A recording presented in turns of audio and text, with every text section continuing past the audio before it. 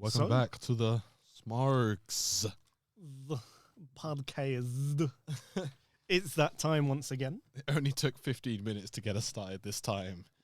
We don't talk about that. That's blacklisted from the network. They need to know. The work we put in for this, by which I mean, when I say we, you. I sort of looked at you then like, oh, I know what you're going to say, because you just sit there. And to be fair, the pressure's on, because I really need to perform. It's quite a lot. It's a lot of stress. I do this every day when I go into my, I'm not going to say where, but when I'm at work and I have to change it from HDMI 1 to 2, and all the people in there are like, it's like when you go around your grandparents' house. Yeah, they're really classic. impressed. I love it. Well, we got, I think, the quintessential kind of part of wrestling now, which makes each show different from the last. And that is, it's my favorite thing to talk about is match types. For sure. I don't want to get too quickly into it, but I'm just that fucking excited because I love this shit. And I got some doozies on this list. You've got some notes. You've got a lot of notes.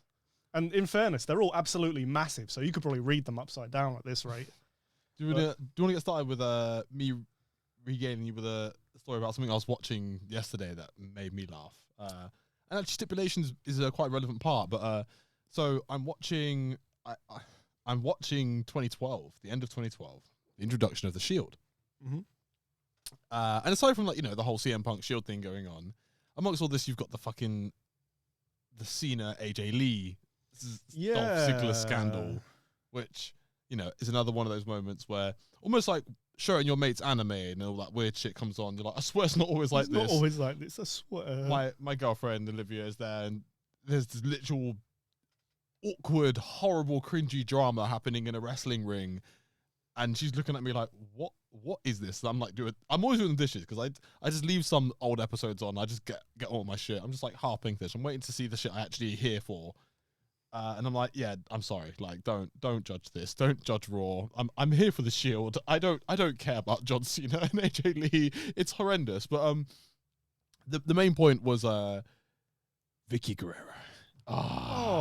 Vicky Guerrero. So I had to explain Vicky Guerrero. My beloved. Because Olivia was like, who is this woman? Why does she sound like that? Why is she here? And I'm like, this is the the widowed widow. The widow of. I mean, she has moved on. She's with a very controversial person right now. I've seen she's remarried. I don't understand that story, but I explained that her husband is a legend. They kept her around. They gave her a job basically after he died. Yeah, they were very good to her, and she was good to them in return. And she was good. She was a great heel, amazing heel, the best. Reminiscent. Heel. Watching her getting booed while she tries to talk is very reminds me of what's happening with Dom now. So they have all the this, same haircut. They have the same haircut. They may or may not be directly related to the Guerreros. The I'm your mummy thing would not work as well with Vicky as it does with Rhea. I'm your real mummy. Excuse me. But I can't. There's something happening. I think Dolph Ziggler's won Money in the Bank recently or previously, and there's a moment where she's trying to decide the match stipulation for Cena and Dolph, and then Vince comes out and basically railroads her and is like, I think we're gonna do a ladder match, Vicky, and she's like, a ladder match? No. Turns into the Birds of War from It's Always Sunny. She's like, no, Mr. McMahon, I don't think that's very fair on Dolph. It's like, well, Vicky, I don't think it's been very fair to John Cena. And it's like, oh my God, what is happening here? But, I mean, why is Vince a good guy? It's always so wrong. Why is Vince the man? Like, he literally set himself up to come in and be like, yeah, I'm going to be the one to screw over Vicky. Like, you put her in this position. What are you talking about? They're going to love me. You're scum, Vicky. And actually, what's funny is that at that time, when she announces him coming out, actually, that's also weird. Like, he comes over to screw over, but she knows he's supposed to be this. She's like, here comes Vince McMahon, the head of the company, and everyone cheers. I'm like, 2012, the meta had gotten so ridiculous that we were way past hating on Vince, even though we knew he was the reason that half the people that we loved weren't getting a push. So why were they cheering him? Because he's there in the flesh. It's just like, this is the villain. Why are you not cheering? What's wrong with you? But he's there. Have you forgotten?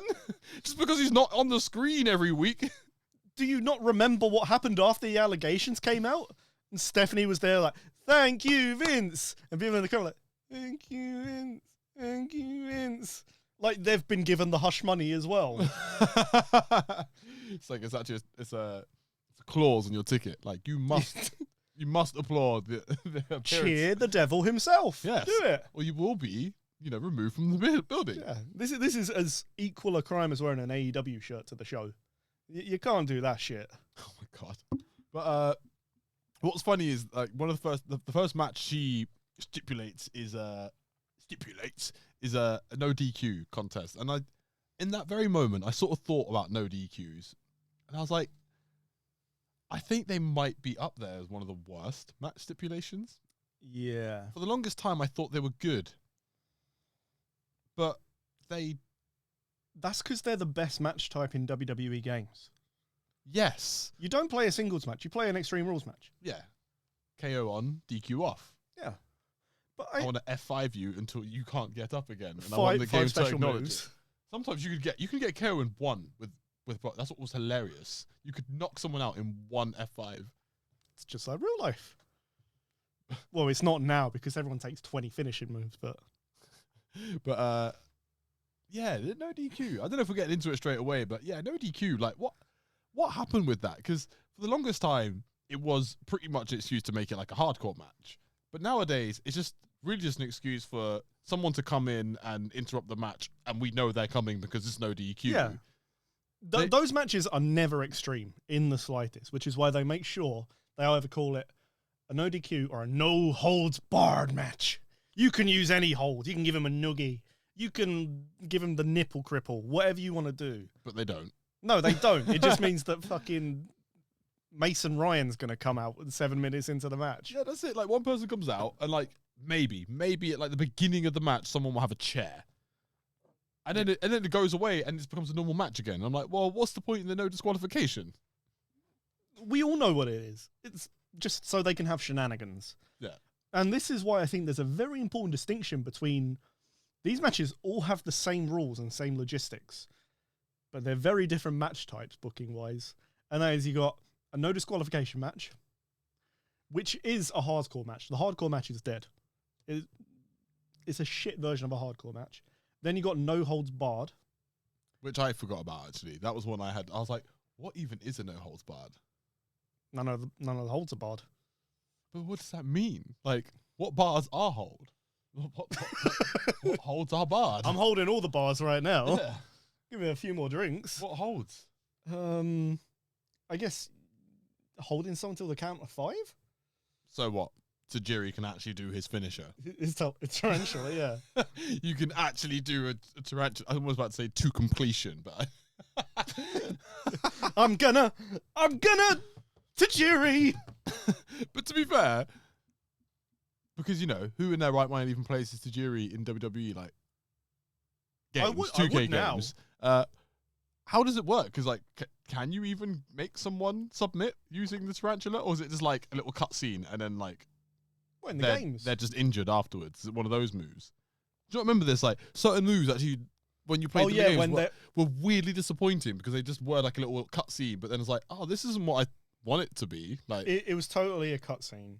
And then because in the old wrestling games, there'd be 2 like positions you could be in when you've been hit.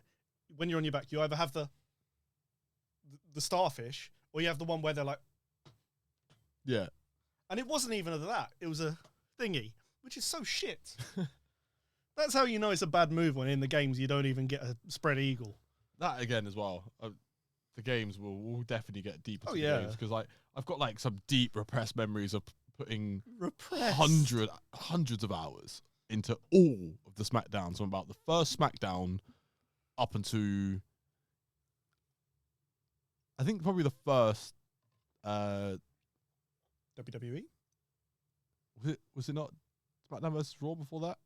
It was, yeah. Yeah, I stopped at like probably the second, third SmackDown vs. Raw.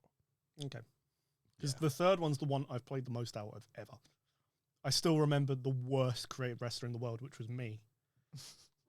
I did all sorts. I think it's when you start discovering how the actual game mechanics work. Because I think obviously I started playing them when I was young, and the consoles were young, so like a lot of the options weren't really there.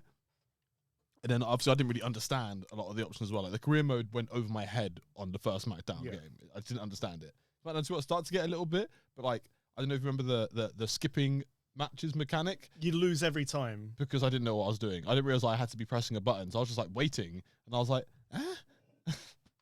and I'd lose, and I'm like, why did I lose all the matches I skip? And then I found out that you're supposed to be pressing a button because there's a little button bashing mechanic. Yeah, it was a whole thing. The little tune would play like, you're supposed to like press a button and then you would win. I thought that was all computer generated. Yeah, it was random as fuck. It was weird. I didn't realize this. It was SmackDown 2. No, was it? No, Know Your Role? It was SmackDown 2, I think, yeah. Know Your Role. Know Your Role. Know Your Role, then Just Bring It. Just Bring It was where the game got good. Like, actually got good. I think a lot of people would disagree with you there because I think that was just... It was the Wrath of Cortex of the series. It was just a HD for the time version of the previous ones. And then Shut Your Mouth is where it got good. Shut Your Mouth is where they expanded the back. We'll get into this. This is a rabbit hole. Because I want to get down to stipulations on the games as well, but like, that's a whole other thing. But so we've established that no DQ is bullshit. No Holds Barred is bullshit. Because Extreme Rules is the fun one. But what is Extreme Rules except for just TLC? Sometimes there'll be a trash can. You can have that in a TLC match. Well, I mean, you say that, but like, when does the chair ever get involved in like a Money in the Bank match or a TLC match? It's always just like the ladder and the table. They don't even use tables in Money in the Bank. No, they did. I don't count the announce table. No, oh yeah, they did this year. Yeah, they botched the fuck out of it, but they used it. It was still cool. It was. I don't like to just admit a it. Power bomb. Be nice. We all love a power bomb. Everyone, like 95% of table moves are just someone getting powerbombed through a table. Yeah. It's cooler if it's a pop-up powerbomb, but that's just because Kevin Owens is doing it, and I simp for Kevin Owens. So you've got the list. You've got the mighty list. So like, what stipulations even exist? So I'll try and name a few. I guarantee none of them are going to be on this list because I found the worst ones. Okay. Because off the top of our heads, we can go through and we can talk about the things we used to see in like, obviously on the regular programming at every PLE, you got your ladder matches, you got your handicap matches. Is the chairs match actually a thing? It was a thing. It was a thing. Once. Something else I just want to quickly interject with. Were ladder matches always strictly for a title or a briefcase? Or was there ever a situation where you could just have a ladder match and the ladder was just a weapon in the ring? So you couldn't hit someone with it because that'd be a disqualification. But you could use it just to climb. That would be the Jeff Hardy specialty, and he'd lose it every time. But I think that's just the TLC match. The game. Too soon, man. It's only the 5th time he's done it. Don't take the piss out of him. But yeah, I always thought about that with ladder matches. Like, why couldn't the ladder just be in the match, like a table? Like, I know that there's the implication of the table. Like, you're supposed to use the table and put someone through it, and the first person through it was like. But regardless of that, because we'll get into this later on in this podcast, but let's list them, talk about them, and then I've got an idea of like where so many of them could be improved or other things. But just adapted. Yeah, tables the obvious one, like because I feel like that's the only thing about tables. You've got they'll get like 10 tables out, but only one of them needs to be broken. So why are we even doing this? Like, I know there's the obvious, you could put yourself through the table by accident, but how many times you can do that in a match, really? I mean, in a ring psychology sense, don't get angry at me, people. I'm just doing it because I know it. You could have the whole thing of sort of the more tables you have in the ring, you've kind of got be a little bit more cautious and a little bit more, oh shit, I don't have room to maneuver here. So someone could be on the offensive all match, don't realize there's a table behind them, and they get flung through it, which is sort of how a lot of these matches have gone. There was one with Big Show where he gets pushed off the apron and his foot just goes through the table. It's like he's not been hurt in any way. But he technically went through, which is fun. That's a fun gimmick. But you can do that once. You can only do that once. You can do it once every 10 years or so. Yeah. Like they do with the ring exploding. Or you do something interesting and find another way to do it. But like that's rare, and 1 out of 3 is going to suck compared to the original. someone could have they could wrap their arm up and put a really heavy metal cast on it, and then they fall and go and break it. Oh, I thought you were going to go even crazy and they attach the table to their arm and hit someone, break the table over someone's head. You've not even been playing Tears of the Kingdom. How have you come up with that? That's literally Tears of the Kingdom. That's Tears of the Kingdom type shit. Yeah, why is Back out, Link! Back out! You know, why haven't the Usos got on two tables and grabbed either side of the table and just ran someone through a table and that counted? Because that's a good question. Add me to creative. At this point, I'm pretty sure the entire point of this podcast is to get hired by creative. Oh, yeah. Because I don't know what anyone else in these podcasts are doing. Some of you are just talking about wrestling, critiquing. No, we're just trying to get hired. We're like, listen, wrestling's dumb and we can make it such a better product. We haven't got I hope you haven't got the felonious past that Adam has, because he was pretty good. His booking videos are pretty damn good. I'm surprised he wasn't this close to getting hired, but just, I'm not trying to take Triple H's job. I'm talking, I'll be 10 rows underneath, just feeding ideas, making everyone look bad. Just hire me, man. Yeah, everyone just starts clicking in West Side Story. They're all gonna gang up on you in a big posse. He's too good. What do you mean? Money in the Bank War Games? That's fucking insanely good. I'm like, right? You're doing the fucking elimination chambers? Why? It turns out that your War Games Money in the Bank idea, not Money in the Bank, but the idea of War Games in different match types has been done before. In what sense? None of them are as good as the idea of Money in the Bank War Games. But a Battle Royale War Games? But with women and men happening at the same time? No. Exactly. See, this is why I'd be so creative. Yeah. I'm trying to break boundaries. I'm trying to make the product even more relevant. This is for the women. Been. Well, it's not just for the women. I think it's an interesting way of getting, not that there's much of an issue, I think, now in the WWE universe. Yeah, I said it, not the community. The WWE universe of getting women over it's not hard at all. Most men are, I don't know. Actually, I feel like the most audience men who most matter men are pretty, accepting and fine with it and as supportive and, not just humoring, but in fact fully embracing and realizing that, some of them are better than some of the men. They're absurdly talented and we were dumb to not give them an opportunity earlier. It goes the same way for, there's a lad in AEW recently who they did a mini promo and a woman was doing the old sort of charming him, sort of saying, I know you love me. He goes, baby, I'm gay. And the crowd just started, he's gay, he's gay. I'm like, what a great time to be alive. We got Nyla Rose. Yeah, in the 90s that would have been like, boo. Yeah. And then JR would have been like, well, I don't know about that. And then like, he's gay. He doesn't like puppies. I'm glad we're all the way over here. Yeah, they're on the ramp. I mean, you look at the 80s. Owen Hart, everyone's favourite Owen Hart. He started he's a chance. Oh, yeah, the F word. Yeah. Yeah, I remember that. He's the good guy. Some of our favourite rappers abuse that word. Yeah, I got no right to talk about it. Oh man, it's not my community. It never really was in my vocabulary, but I definitely used it flagrantly in the past. We were all kids at one point. None of us understood what it actually meant. I still stand by the usage of gay, but I'm gonna get myself cancelled. It's funny. It was him. Funny. Gay people tend to agree in my experience. I know. I've got a long roster. Anyway, I'm not getting into this now. It's cisgendered white girls who don't like it. This is for our potential other podcast. Why we hate straight white women. Oh no, I actually have got another podcast pitch that Emmanuel and Isaiah want to get in on. Emmanuel as well. Yeah. We're just gonna start shitting on football. Oh fuck yeah. But in fun ways. One of them was to why are we so kind to our football pundits? Because I'm like, I don't know if people are aware, but any sort of, and this is my experience is mainly from basketball, but any sportsman in America that tries to then become an analyst that wasn't an absolute legend, and I mean top 10 of all time gets shit on by the entire community. I'm like, why don't we have that attitude towards Ian fucking Wright, who Ian, right. Ian's a legend. Shite. But he was shit. He wasn't shit. He was shit, bro. He wasn't shit. He wasn't. I'm not even an Arsenal fan. He was a solid 7 out of 10. I give him a high 6. A high 6. All right. For like But a in fairness- year. He had like 2 good seasons. But like, come on, man.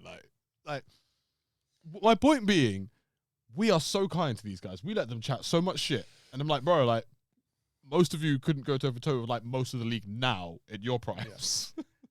If you had to do what you did back then, but with the pressure of social media, you'd be sobbing. You'd not be destroyed. You'd have no right being up here.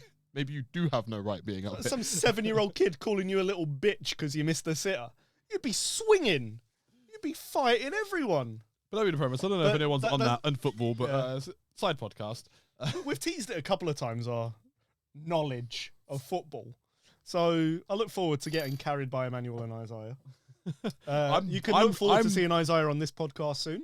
A few weeks, honestly, he's down. He's so down. It's gonna be, we need to get a group chat sorted so we can discuss topics. I feel like he's going to have a lot of knowledge of like 2009, that era. Oh, he said he claims to know a bit of he said he knows a bit like decent amount, like 97 plus. I'm like, good. He's going to kill it. Dude. So give me a match stipulation that we haven't talked about already. So we already sort of like threw a bit of shade at Money in the Bank and Elimination Chamber. I feel like we don't need to talk too much about those. They're the obvious. Shall we do the obvious ones and then we'll come on to the list? Yeah, then we'll start having fun. There is not a single obvious one on here. I'll give you a You've got to have bra and panties on there, yeah? Oh, we've got all the degrading ones. That's just the tip of the iceberg. I've labelled it the women are eye candy matches. Which is great because Howard Finkel's in one of them. Let's just get them out of the way because, you know. Right. Shall we list them off now? Whilst we're still relatively sober, I feel like we'll do the least damage to ourselves. So let's get them out of the way now. So, I think it's good to start because all of this stuff in the Sharpie, it was a really bad idea just starting it in Sharpie. Yeah, you fucked the paper up. Yeah, but that's what I've listed as goated. And there's only one match in there, which says a lot really, doesn't it? So I don't know if you're taking it serious or not, but we'll get into that as well. Oh, no, I love this idea. I think it's hilarious. As in, okay, whatever. Like, it's not like a bloody battle. It could be, but it's such a silly, funny, great idea for a match that keeps a feud going. And I think it works perfectly. Do you want to have a guess of what it is? No, not yet. I want to get back to the women that eye candy because I've got a funny take on that as well. Jerry Lawler. Because, no. This is like, you know, looking at the meta and also looking at current controversies. How in God's name did this man how did these allegations not come out sooner? Because it's like, not only was he paid his woman off, but then he's like, oh yeah, if you're going to work for me, I'm going to degrade you. And it's like, I dare you to let out these allegations. Yeah. I'm going to make you get naked on television. I'm going to get my daughter and she's going to get a big barrel of sick and she's going to rub it on you because you're a woman. Oh, I hate women. Oh. You're going to have a match against my daughter and her husband. Real life husband is going to come out and pedigree you. And then you're going to lose. Yeah. And then just to make it worse. And then a week later, you're going to be kissing me in the back.